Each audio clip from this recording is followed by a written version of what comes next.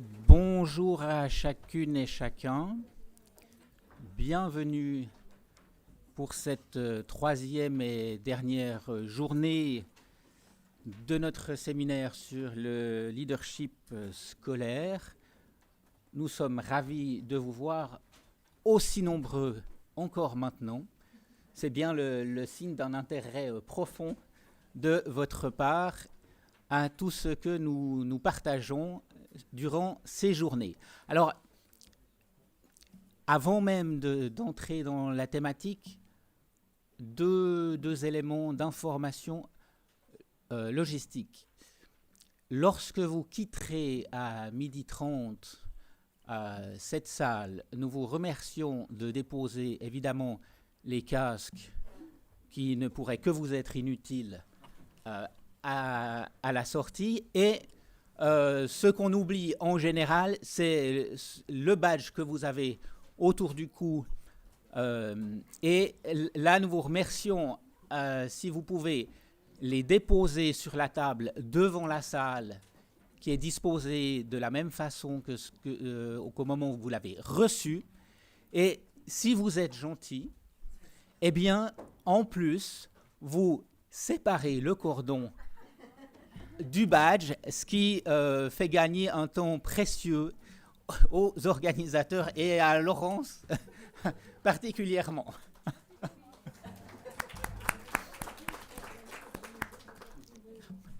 Et puis, pour que personne ne soit surpris et que ça ne soit pas interprété comme un signe de non-soutien ou autre, nous nous sommes mis d'accord avec Rick et pour la gestion, je dirais en face, pour lui faire signe sur le timing. Donc je ne resterai pas à côté, qui est la plus mauvaise place pour me faire voir de sa part. Donc aujourd'hui, finalement, pour poursuivre notre chemin sur le leadership scolaire, on va s'intéresser un peu, s'orienter vers l'horizon, mais avec deux conférences sur la première de matinée passionnante. Et pour la première conférence, nous avons le plaisir d'accueillir Rick Mintrop, qui est professeur à l'Université de Californie à Berkeley aux États-Unis. Et je dirais que c'est un chercheur qui a une approche très ancrée, et c'est ce qui nous intéresse particulièrement, dans la pratique. Nous en parlions avec Romuald tout à l'heure, qui me disait que finalement, Rick, tu travailles à déconstruire en partie les théories des chefs d'établissement ou des leaders pour les reconstruire autrement. Et c'est un chemin d'aller-retour entre la théorie et la pratique qui est particulièrement intéressant. Et plutôt que de vous présenter tout son parcours et ses publications ou autres, je mentionnerai, puisque nous sommes orientés sur l'avenir, eh bien, celle qu'il est en train de préparer, 10 pratiques autour de la résolution de problèmes pour les leaders. Alors évidemment, ça n'est pas encore disponible, mais comme ça, vous pouvez y penser pour les cadeaux de Noël à l'ensemble de vos collègues. Donc, sans plus attendre et afin de ne pas perdre trop de temps, eh bien, Rick, je te laisse la parole. Merci d'être là avec nous. So, thank you very much for being here on the third day at 8:30 in the morning. I'm really impressed that I expected, when I first arrived here, I was the first one here, as you can imagine. I expected, about half of the people that were here before. But no, it's really full, and I appreciate that for the first time in the last days, I get to see your faces, because I've been sitting in the back and I hear your voices, and so thank you very much. So my talk today is about practices of productive problem solving for educational leaders. Now, we've heard quite a few presentations about kind of the theorizing in our field, meaning leadership, which tends to be from the practitioner point of view at the abstract level. So, you're being told you should create trust, create collaboration. But how do you do that? How do you do that? And I have in my work, you know, I work with your name again?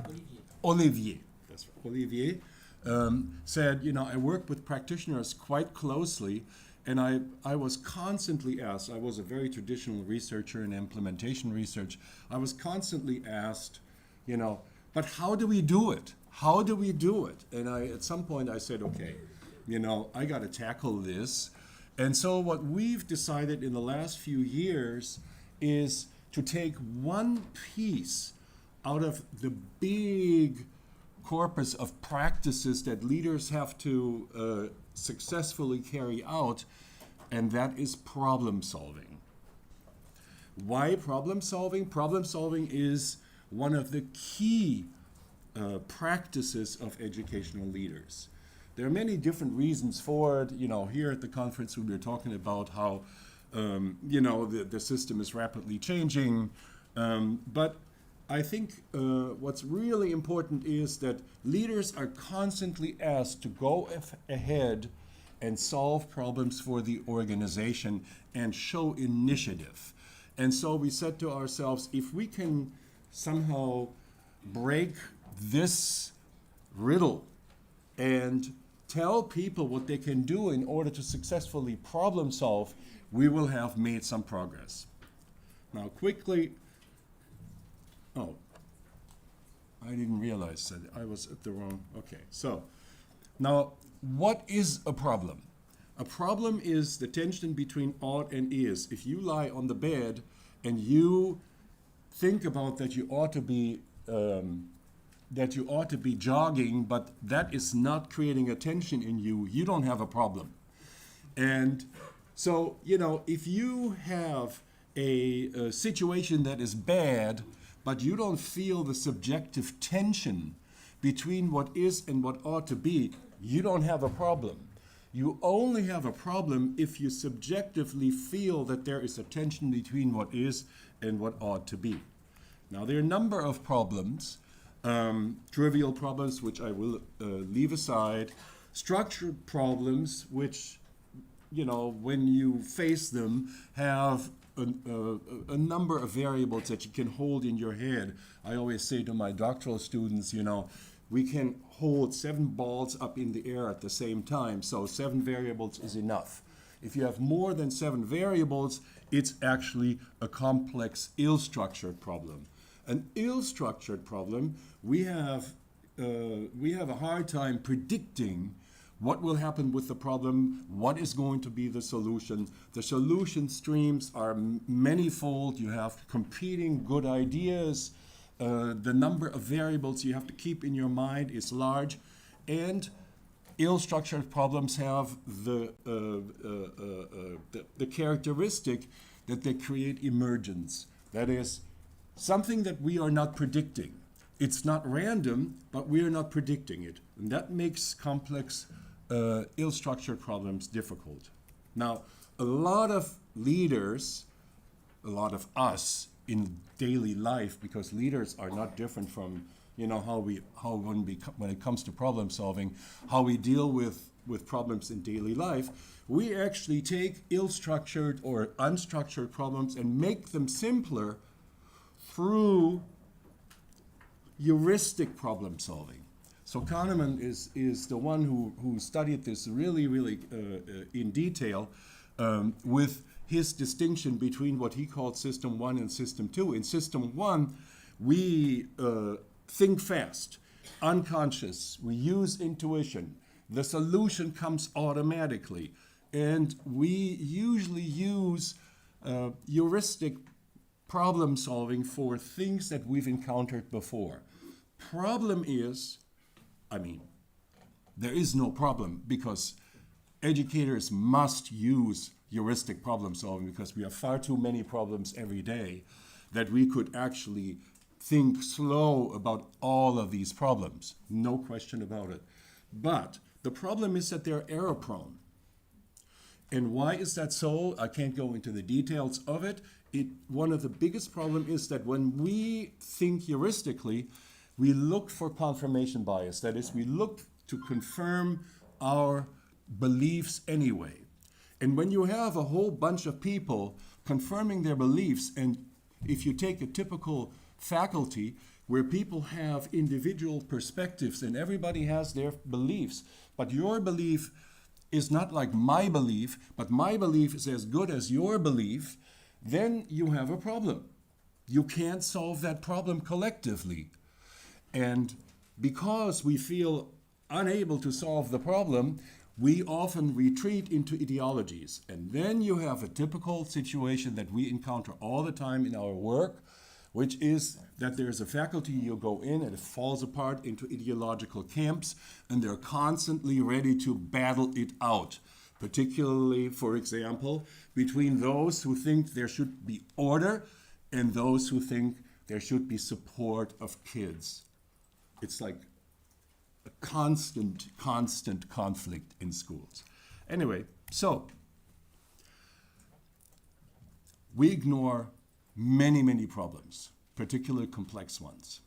In fact, most of our problems are being ignored in daily life as well. If you think about it, you know you have a lot of problems that are kind of in the background, but you are not facing them. In schools, solving complex problems requires, that was already mentioned by previous speakers, collective agency. Because most of the problems, I mean, if you are a teacher in your classroom, your individual problem solving is probably good enough. But if you want to solve a problem of a school or a department or a team, then of course collective agency is necessary. I'm not going into agency right now because previous speakers have spent a lot of time on agency. But what is important is that problems are always on the edge of regularity and disarray. That is, they're risky, particularly the ill-structured problems. So we are shying away from them. We are trying to keep them away from us. And if we cannot solve them heuristically, we're trying to avoid this thinking slow, analytical approach to problem solving. But oftentimes for the difficult problems in the schools, we need it. And I hope that when I'm done with my talk that you will understand why we need it. Okay. So let me just quickly say where this work is coming from. I have been working in what we call research practice partnerships. That means we work really closely with practitioners. My first lab, I was the director of an EDD program. For those of you who are not familiar what an EDD program is, it's a doctoral program, 3 years. It usually recruits principals or lower level district administrators who want to have a higher career. And when they come to Berkeley, of course, they have that career. But that was my lab, so it's somewhat atypical, no question about it, but I was 10 years in it, and we studied our students really carefully. Every piece of writing that they performed, every coaching session, and so on and so forth, we recorded it, and we studied it, and we tried to figure out, what is going on in their thinking. That's how it started out. Then I left that, and I started a 5-year research practice partnership in a public school district. That was also a very intense experience, which required the professor to go to his public school district at least once a week. But I had a team, so we were in this district all the time. I could have had an office at the district and left my office at the university. That's how much I was there. And it's important, I don't want to spend too much time on it, but it is important to realize that in a research practice partnership, you are in the organization and you try to figure out what they want to accomplish, and then you identify with these goals and you say, everything that I have intellectually at my disposal, I will help you accomplish that goal. And then you see what the obstacles are, and that is your research. Now, in addition, we had some work done in Chile and in Germany, and not all at the same time, obviously. So, these are countries that I'm familiar with, even though my Spanish is very, very bad. I can read it because of 9 years of Latin in high school, but the speaking is, I don't even want to show you. So anyway, we started very simple, and we said, hey, let's start with a simple model of problem solving. And we took Branford and Stein's ideal model of problem solving: identify, define, explore, act, and learn from results. You see it, you look at it, and of course, you will recognize right away, yeah, this is pretty simple, okay? But it is not as simple when you actually study educators doing it. In all of the environments in which we studied this, all of these tasks were rather difficult. And I can't go through every detail here, but every of these steps posed particular problems, and we had to design activities that allow to overcome these problems. So I should say one other thing. In the French program, the word durable is being used. We actually don't claim that much.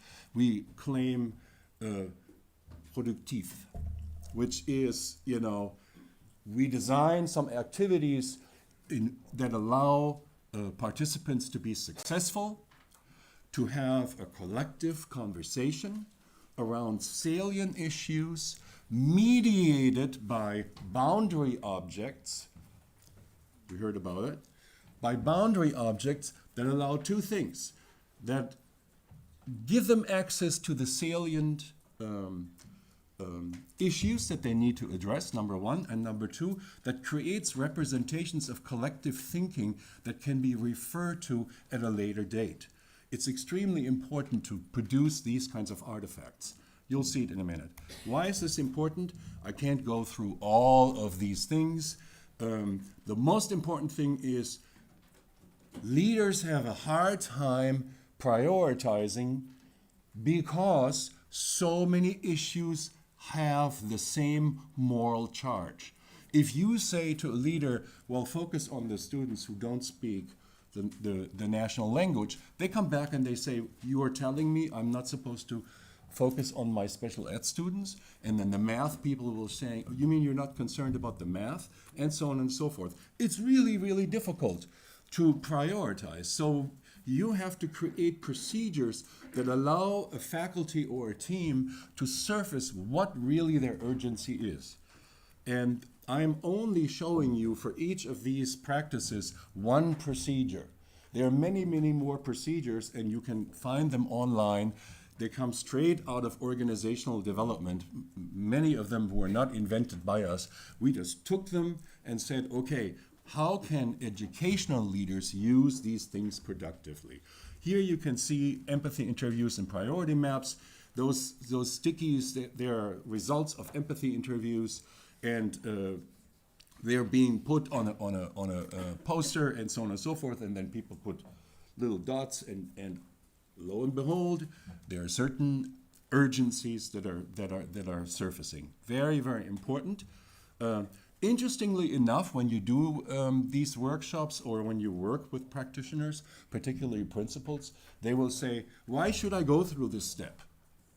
Why? I already know what needs to be done. And if I open this Pandora's box, then you have no idea where my faculty will end up. And on top of that, my district says my test scores need to go up. That is what we need to do. Therefore, I'm skipping this step. And then we say, okay, you can skip it, but you will pay the price. Because when it comes to implementation later on, if you have not established subjective urgency, then engagement will wane. Really important, we stress this all the time, is for each step, some people say, I can't deal with all these bells and whistles, particularly district administrators, supervisors of schools. They say, oh, no, I can't do this. Say, okay, you don't need to do this. The only thing that you need to remember is asking this question all the time as a habit. that you dream it at night. When you know tomorrow I go to school, I have to ask that particular question. So we always have habit-forming reflection prompts. Define a problem. I will only highlight one huge challenge, and that is, you're probably familiar with it. You have an indicator, a test score, and that says you're not doing well. Okay, we're not doing well in math. The next step is, in the environment, there are programs that you can get, or approaches that you can get, or a neighboring school that does X, Y, Z, and you just grab it. And what we are saying is, this is really an important point, that if you don't break down your definition of the problem to the behaviors, attitudes, and beliefs that you want to change, it's going to be really hard to do the change. And it's going to be really hard to find out whether you've been successful or not at the end. Okay, I've already explained that. So this was a major, major problem. Most of this work, by the way, was done in Chile. So, we discovered when you ask people to define the practices, the behaviors, people are shy. So we said, okay, we need to anonymize everything. And people have a way of giving us value judgments, such as, in this faculty, none of the teachers really pay attention to what the principal says, is because the principal is incapable. Okay, that doesn't help solving problems. That just raises, anger and frustration. So we are saying, oh, no. You have to only describe what you have seen and what you have heard. So we work with anonymous sentence strips which are being put in a box, and then somebody in the end looks at the strips and tries to condense it with what we call a who does what table. And in this case, I take the example of a school that decided their urgency was that their students were apathetic, and they came up with three different things. And you see them here. I'm not going to mention it. Here's the habit-reforming reflex. Have we described the problem in concrete terms? Now I'm going to causal factors. You can tell I'm going a little faster. I'm looking at the watch, the clock. So, of course, you need to dig below the surface. You need to make sure that you see the system in complexity. And the most important thing about this is you need to determine what the factors are that you can influence internally. Because one of the things that you are familiar with, I'm sure, if you've ever looked at school, is that there is a huge tendency to externalize causes.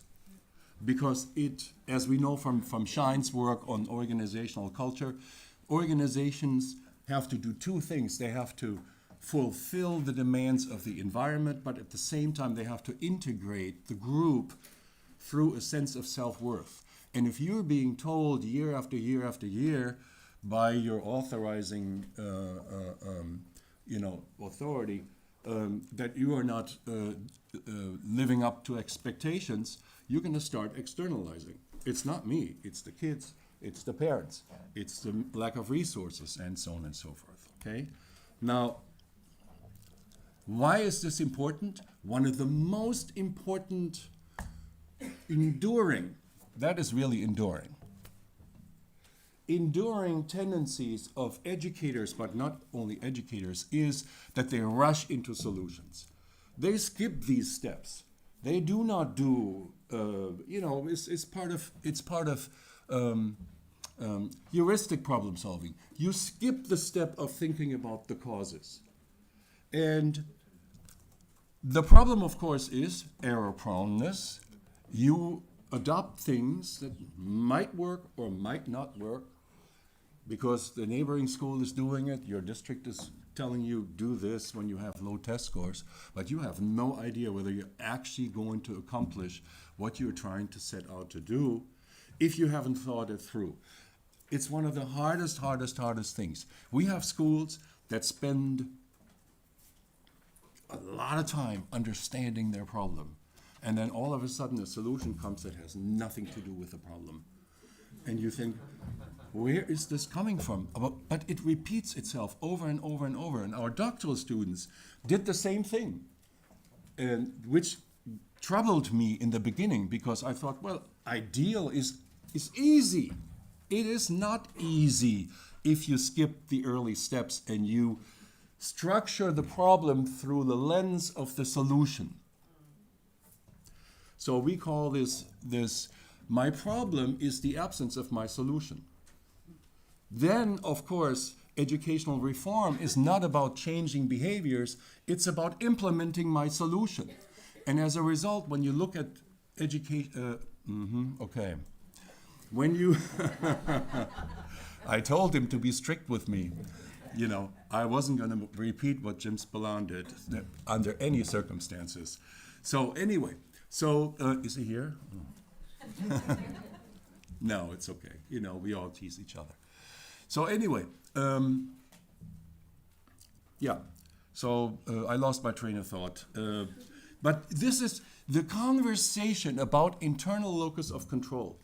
You won't believe what you experience. Now, most of the work we do is in challenging schools that are on the lower end of the performance spectrum, schools that are difficult.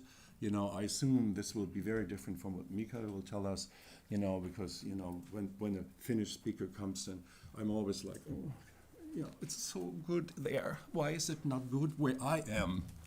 Anyway, just saying. So anyway, it's a huge issue. And, you know, we have conversations where people get together and they say, you know, I remember, I'll give you one example. We had the district supervisor who congregated his principals, and the superintendent was there as well. And the principal said, we cannot change anything. We can't. And the superintendent said, what? Are you telling me that we cannot make any improvements for the kids that are in our charge? And some of the principals started crying, like literally crying. And everybody was just kind of helpless and thinking, you know, okay, so what is it that we have control over under these very, very difficult circumstances? And I myself was thinking, okay, when they described, okay, we don't have enough teachers, we don't have enough classrooms staffed, people are ill. We as administrators or leaders have to cover classes all the time, and at the same time, you know, in an American school, the discipline problems are all sent to the office, central office. The teachers don't deal with it. So then, you know, you cover a class and the door opens and here's your discipline problem to deal with. I mean, yeah, you can break out into tears. But it's important to have the conversation. That's why we are saying productive, not enduring, because we can't go that far, but you have to at least have this important conversation in the hope that you can discover what your internal locus of control is. How did we get there? You probably are familiar with the fishbone diagram. It's like all over the place, you know. We actually do other things as well, but I just took it because many people are familiar with it. One of the things that we discovered is it's a huge issue, is domain knowledge. That is, what do educational leaders actually know in order to think through a problem? One of the things that we discovered is those little boxes, peer group, knowledge, skills, home life, and so on and so forth. You think that's easy? No. When you let people do this activity, they are in the narrative concrete realm of thinking. So you have lots of post-its with lots of different descriptions, and then you tell them, now you sort. Well, as professors, you know, I can have a huge pile of concrete descriptions, and I go like, and I have 5 concepts. This can take an afternoon. So this is keep that in mind. So what we finally settled on is, if we do a fishbone diagram, we give them the categories ahead of time. So now, you hope that principals who go through your training can do the same thing. We give them little, mini lessons on, here is how you can think about your organization as a model of factors, so to speak. Okay, habit reforming, reflection prompt are those, okay? Then, let me just quickly go to assets. We talked about capacity. I don't want to spend too much time here.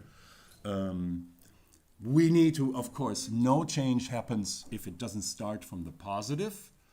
And it is important to have negativity and positivity nicely balanced.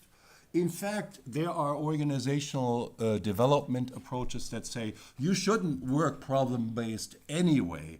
Appreciative inquiry, for example, says, no, you start with dreams and you look at capacities and you really stress what is good about the organization and you don't use the term problem. And there are schools where you have to start with this practice. You cannot go problem-based. When a school is falling apart and everything is negative, you can't start with the problem. You have to start with what's good around here. And there are many procedures. This is one of them. There's one that is called the positive core. I don't have time to explain it to you. I tell you, it is a bomb. It is wonderful whenever you do it. Unfortunately, it takes a little time to do it, but in the end,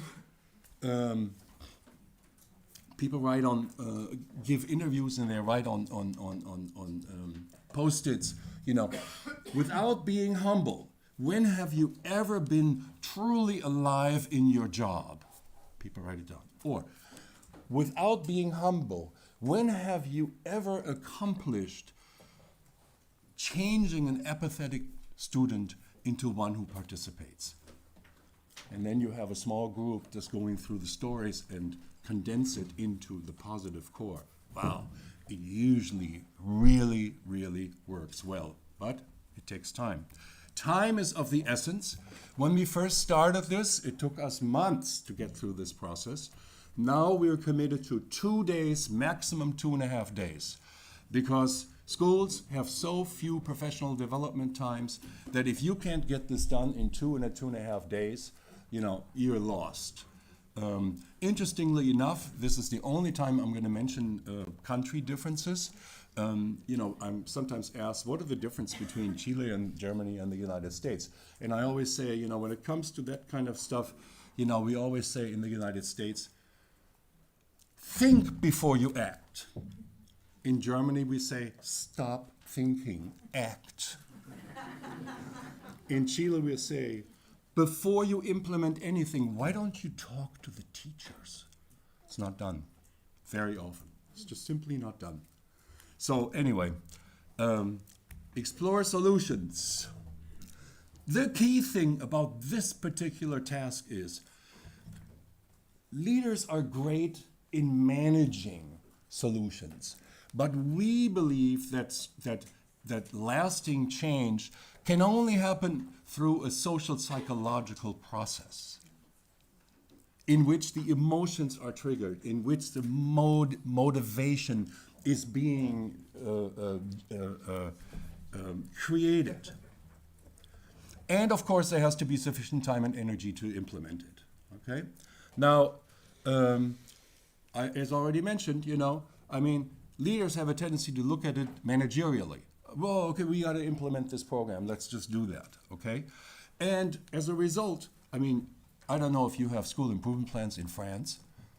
Lord have mercy, school improvement plans in Chile and in the United States are like that. And you look through it and you say, I studied, by the way, in the state of Maryland, 150 school improvement plans, and we found out that the number of activities promised are unrelated, number one, to performance, and number two, to the size of the school. Every one of the schools promised 150 activities.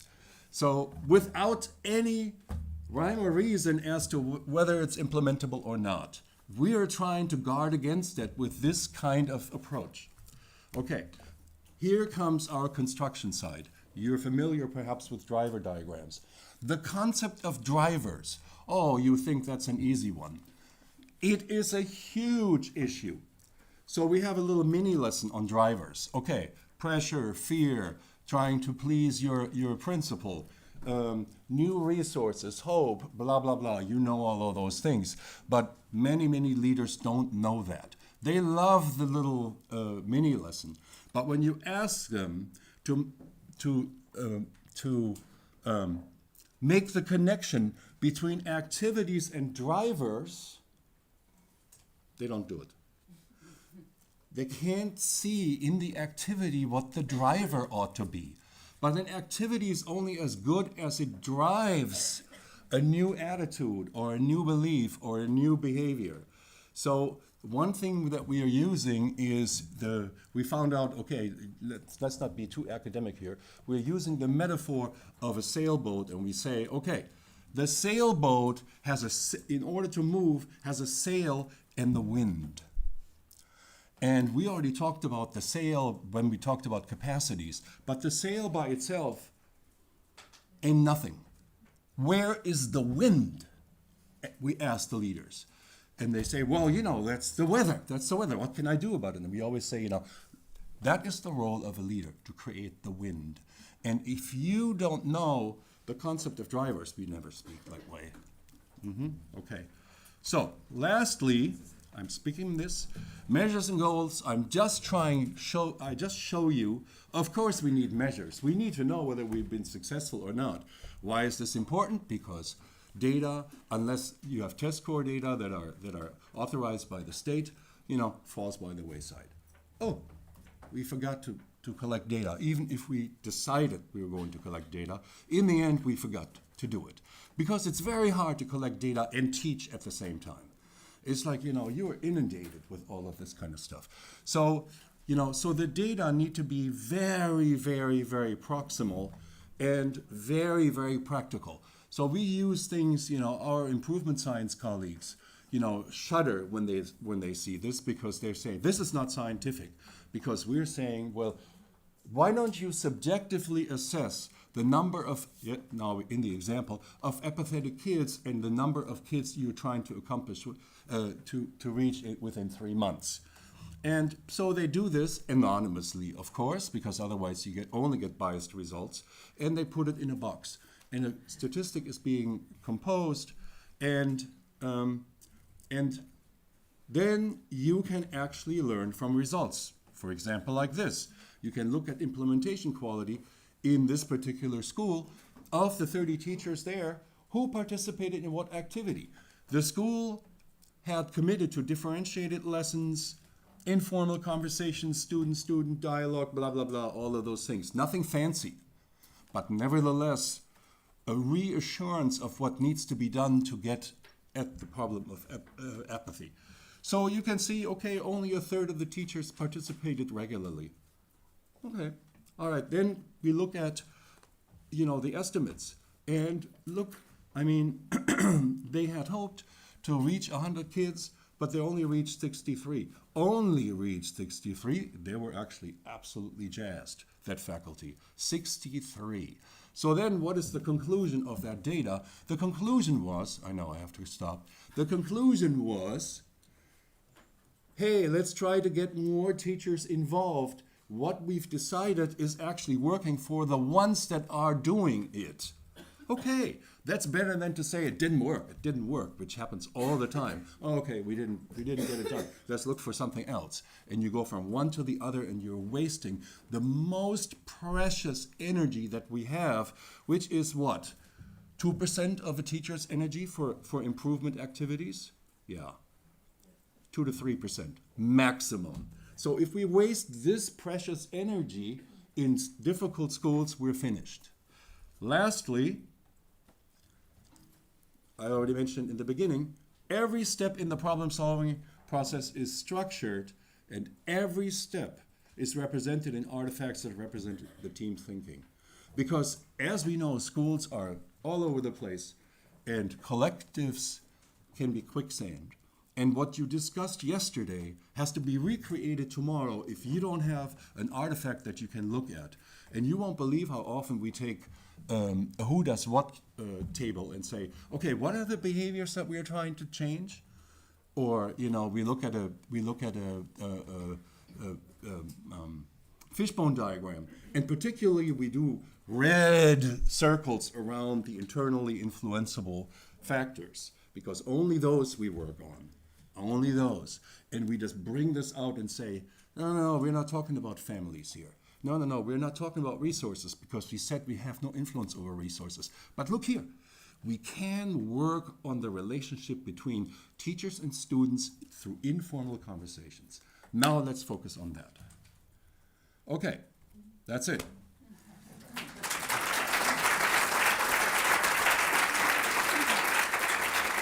So, do we have 5 minutes, or am I out? You are out. I'm out. Sorry, but that's the way it is. I told him to discipline me and to make sure that we have Q&A. And what did I do? Bien, alors, sans transition, pour cette seconde conférence inspirante, nous allons donner la parole à Mika Risku, qui est professeur à l'Universite de Jyva.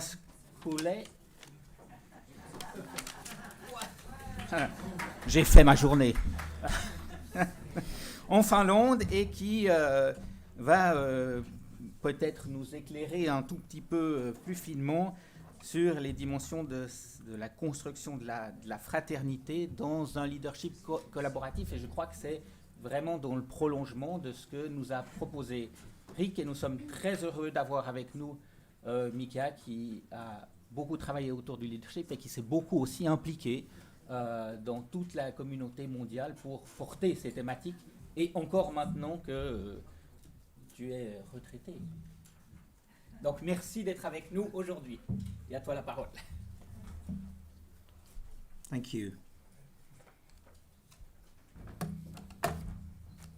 Yes, good morning to everyone here in the lecture hall and online too. And I think it's just wonderful that you came with the idea that what we are saying here could also be streamed. Do you hear me okay? Great. I'm going to talk about people and dreams, because to me, education, and especially educational leadership, is for people, about people, and with people. I have quite many slides, so I hope that I can be quick enough so that when we get to slide number 25, which is the most important one, that we still have enough time for that. All the slides are bilingual. If you are happy with the translations in French, then I can tell you that I made the translations. If you are not happy with them, I can tell you that I used Google Translator in the end. What else you need to know is I come from the Institute of Educational Leadership attached to the University of Jyväskylä in Finland. We've been there for 30 years, and I've been there from the very start as a fresh secondary education principal and as a student in our pilot program.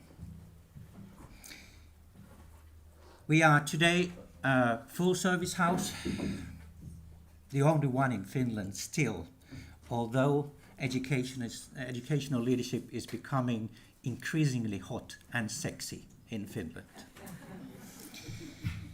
We work with all education levels, and we work with all actors in the education system, exactly like ELNE does, and I'm so happy for how ELNE is working.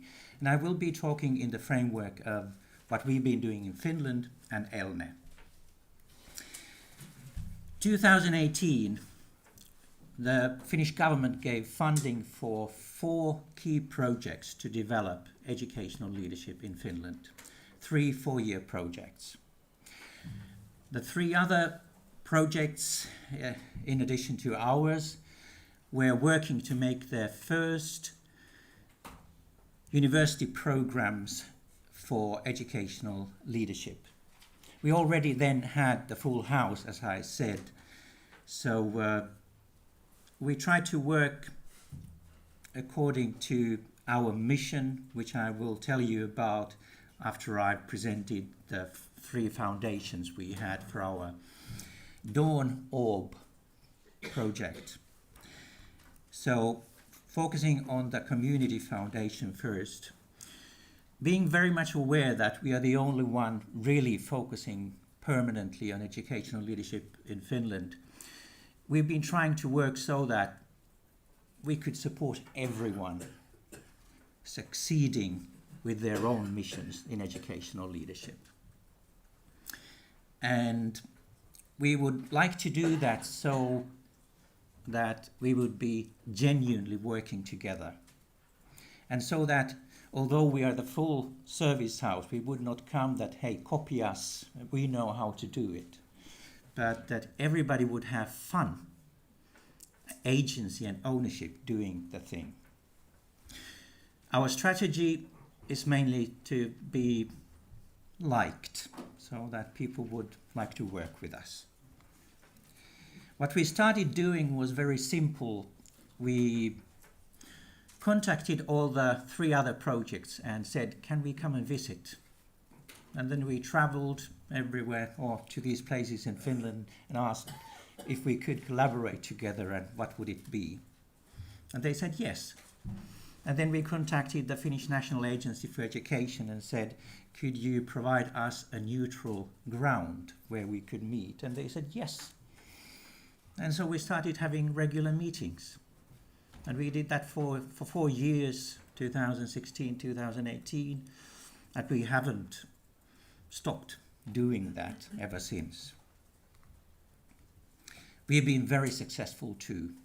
We are this close to change legislation to have funding the formal status of a discipline and field of research for educational leadership in Finland. We would have made it, but the government changed, and the new one, you know. We've been very successful in now having people focusing on educational leadership in Finnish universities. They mainly work part-time with educational leadership, but they are dedicated. And the one thing that I really love is that we are authentically working together. The system foundation, nothing really new here. It's the macro level, it's the meso level, it's the micro level, and we want these to form a cohesive entity. Moving on to the research foundation. In Finland, we today say that educational leadership is simply about the phenomenon of leadership in the field of education.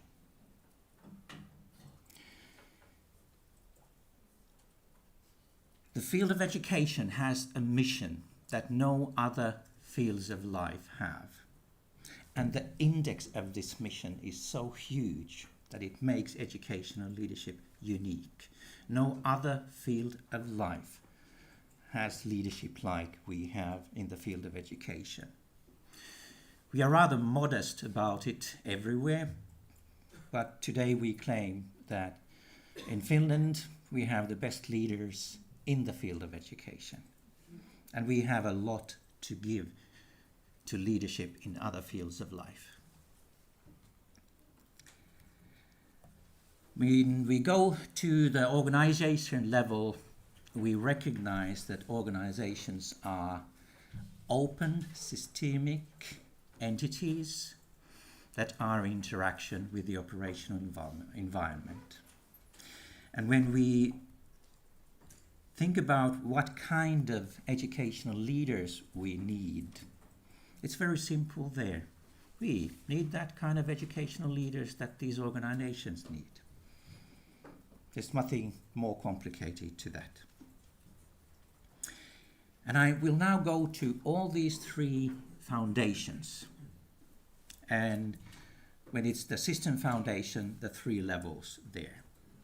And I hope that I have the time to get to slide 25. Research. We started with having a status analysis of where we are with educational leadership in Finland. We were very lucky. We had a Nordic researcher group starting 2009 to do this. Leif was in it, Olof Johansson and Elisabeth Nilfors from Sweden, and Jan Merok Paulsen from Norway. And we got help from the US. Professor Lars Björk at the University of Kentucky gave us all the questionnaires that the US superintendents, principals, and school board associations had for their national surveys for decades. And we contextualized them for the Nordic setting and for the national settings. We've done this. Most of it national research, some purposeful sample-based research, but we know this. Then we've moved on to the various phenomena within educational leadership, like pedagogical leadership, ethical leadership, distributed leadership, agency, expertise, identity, you name it. 2016, our National Agency for Education got a new general director, Mr. Olli-Pekka Heinonen, and he visited us. And he asked us whether the field of education really needs its own leadership. We were stunned, of course. We will never forgive him. But we started working with this. And that's something that I've been doing the last 10 years. This has been my focus. Mr. Olli-Pekka Heinonen has been a very important person to us. He's a good person. I apologize for my sense of humor. And I will tell you later why he is so important to us if we have time for slide number 26. I'm looking at Romois here. Romois, when are you going to provide the French book for this? The Finnish for Educational Leadership Project community wanted to make a book together to write where Finland is in educational leadership. Leif again helped us there so that we could do this book within the Springer publication. Its main messages are here in the slide. Number one is, yes, we are working together. The second one is, we don't really know that much. The third one is, we tend to give a paradise kind of picture of Finland. It's a mess. I love it, but it's a mess. And we don't think alike. And I even think that it would be dangerous if we thought alike. And we are experimenting, and we fail sometimes badly. And that's something that I love about Finland, that when you fail, it's okay. Let's try again. So, Romois, pressure on you here. Elne. Daniel Vesniewski presented the definition we have for collaborative leadership. It's not the only thing that we've done. In Elne Journal 7, we also defined other basic concepts for educational leadership. I have 3 in red so that I would not forget them. The first one about pedagogical leadership. I totally agree with Anne. We have major problems with the Anglo-Saxon instructional leadership. It starts with the concept instruction. It sounds so formal learning, not including informal and non-formal learning. To us, pedagogy is something much broader and should not be mixed with didactics, which is there within pedagogy. Research has to be defined too, because we in the universities tend to monopolize it. Every educational leader is and must be a researcher too. It's how we support these people conducting research, and their universities should transform their identity in research. We have a problem with school leadership in Finland. I know it's a step forward from the single leadership stand, but it does not include early childhood education centers in the Finnish vocabulary.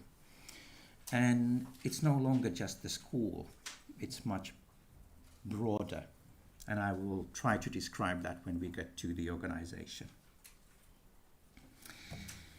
I'm not going to talk about demographics, economy, governance, values in relation to society, but about education policy. It's about what we want education to do, and the index of that decision is huge. Our students, most of whom are practicing educational leaders, study through learning assignments. And all these learning assignments are small studies. So we analyze together education policy documents in Finland together. It's a lot of fun. You go to the government programs, ministry developmental programs. You have a search word. Let's take like leadership or educational leadership, and you find really little. The two last governments have had a couple of sentences about educational leadership in the government programs. Not much, but it's a good start. Artificial intelligence, of course, is making this research really, really powerful. I've learned a lot reading the learning assignments by our students. About education policy, what we are saying is everyone is a learner in the system. Everyone is a policy maker. A teacher, a principal, a school inspector is and must be a policy maker. And that's something that we came up with the European Policy Network on School Leadership 2015, and EPNOSL is the predecessor of ELNE. Everyone is an educational leader, and that's a research finding too. And as I said, everyone must be a researcher as well. About the organizations, what we are doing in Finland is that we've recognized that we have these functional organizations. They are hierarchical. They may have the matrix structure. New public management is very strong in Finland. I've always thought myself as a principal and as the head of the institute, as the director of a private organization, because Finnish public educational institutions function like that. And we have very rigorous structures where we work in, and they group similar people together. And they like to be like that too. Language teachers have been studying together, then they come to the school and they are together, etc. But the world is no longer like that. So we are transforming organizations into process and network organizations. And I will try to describe this a bit. It means, for example, that the structures are there, but they are not at the core of what we are thinking about.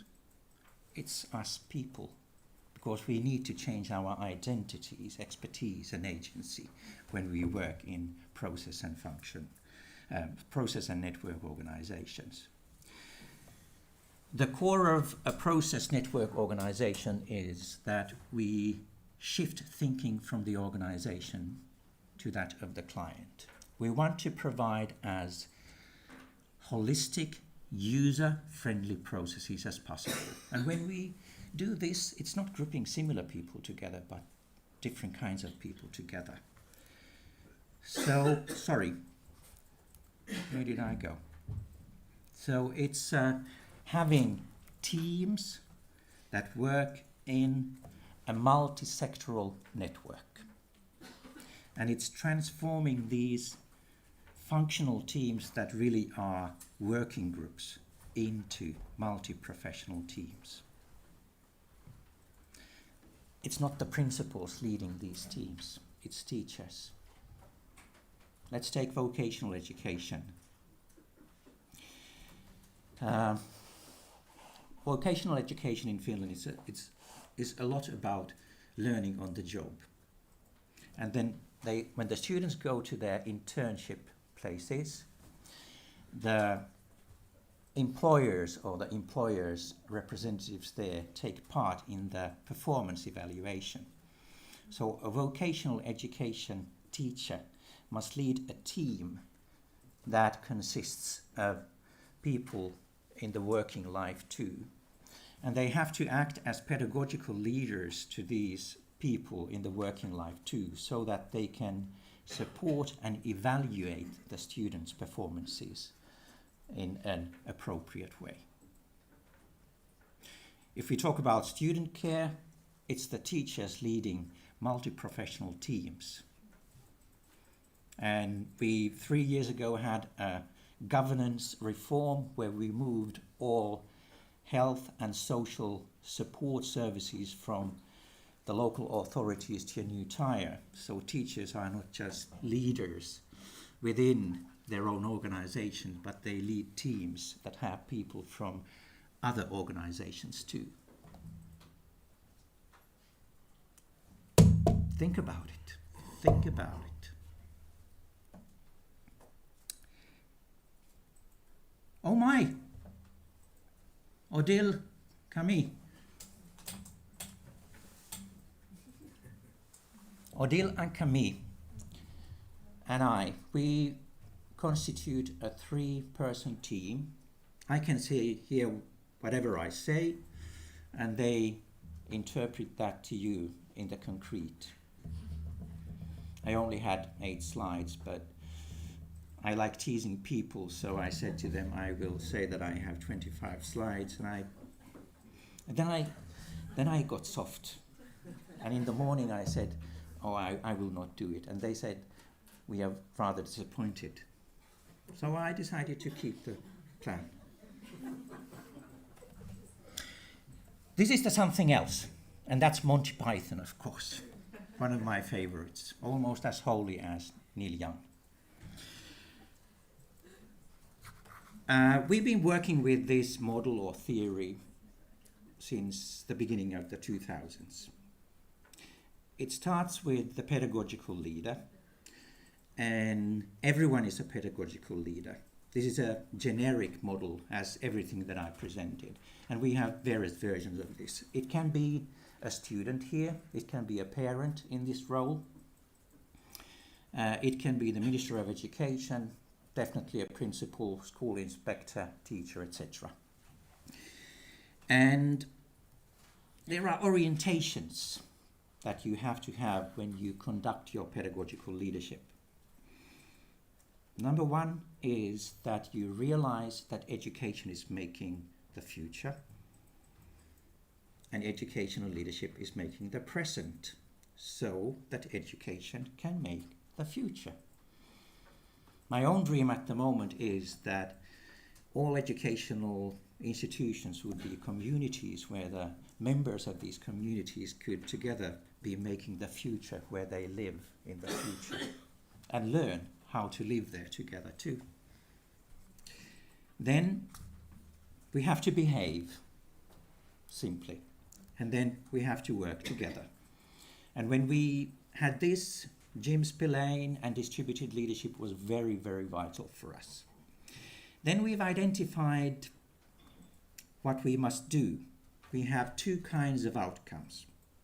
There's the organizational outcome, and it's just to build the community of learners. And we prefer to talk about communities of learners to professional learning communities, because adult education researchers say that organizations don't learn.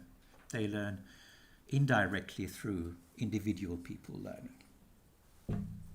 And then, of course, there's the main goal, and that varies according to the education policy. And we've identified processes to be led. There are 3 that we would call indirect pedagogical leadership processes. Number 1 is analyzing the context and doing strategic work. The second one is curriculum work, because for Finns, curriculum is not the paper. It's making agreements. And Finnish principals, for example, have to have the capability to have proactively structures, processes, and practices so that every member of the learning community can have ownership and agency. The national core curriculum for basic education includes 180 decisions that must be made at the local level and in the educational institutions. The national core curriculum does not say what you decide. They say you must decide these 180 issues together and document it. And then it's the organizational culture. There's a 4th process to be led, and it's read because it's the most important one, and we call this the direct pedagogical leadership. It's what you do with the learning in the everyday. And if we don't succeed with that, nothing else becomes irrelevant. It's how important the practice is. We have to see too that these processes constitute a cohesive entity. And there's one arrow missing. We had indirect, we had direct, and there's one missing, and we were so stupid at the institute that we didn't get it until Finnish principals said to us, Mika, you are missing something, and it's the purple arrow here. And see its direction. When you are leading the processes, you must become a learner too. I need a lot of learning. When I was working as a principal, when I was working as a head of the institute, in fact, I was the one to be taught most. And that took place too. And you know, it's a liberating feeling. I can come with silly ideas, I too, and people are not afraid that this will happen. They can come, Mika, that's nonsense. And it's a lot of change, transformation of your identity. Then we have some notions in the model. Number 1 is, and this is where we've been failing the most. We forget that we are working within the field of education, and we should have the expertise in education and pedagogy. We have staff meetings not thinking about how we have the staff meetings pedagogically, etc. And this is where we are working the most at the moment. Then the other notion, it's a process. It will never be ready. How could it be? If people are making their future, it's new and new cohorts that must have the same right ownership. And that's a liberating thought again. And then the last one that we have here, it's all contextual. You cannot go and copy. You cannot have ownership. You cannot have agency if you are just pasting what some others have done. Can I do that one? The one. It's the education system we have at our institute. It starts with qualification for principals, and you gave a sugary picture of the qualification for Finland and for principals. The number 1 thing is it's enough that you're a teacher. and you've been working in a school for 2 weeks and you are a qualified principal. Nobody recruits people like that. Then it's the National Agency for Education certificate, which is 2 exams and just administration. And then because our pilot program in our institute at the end of 2000s suggested to the Minister of Education, Mr. Olivier Perrenoud, that could universities have the right to provide qualifying education to principals too? And he said, that's a good idea, let's do it, that we have it. I believe in us small people having the opportunity to make an impact. And what we have is, and it's very popular, we have educational leadership education for all people studying education in our university. It's very popular. Then we have the core studies, we have the intermediate studies, we have the master level studies, and we have, of course, the doctoral studies, and then we provide professional development programs. Most of these today we do together with the other universities working with educational leadership. Learning from each other, yes, there's the competition too, but still, it's about people. And we could never change the legislation in Finland if we could not get everybody on board. And this is where I end, and I did 3 minutes over. Thank you, Olivier. And thank you for listening.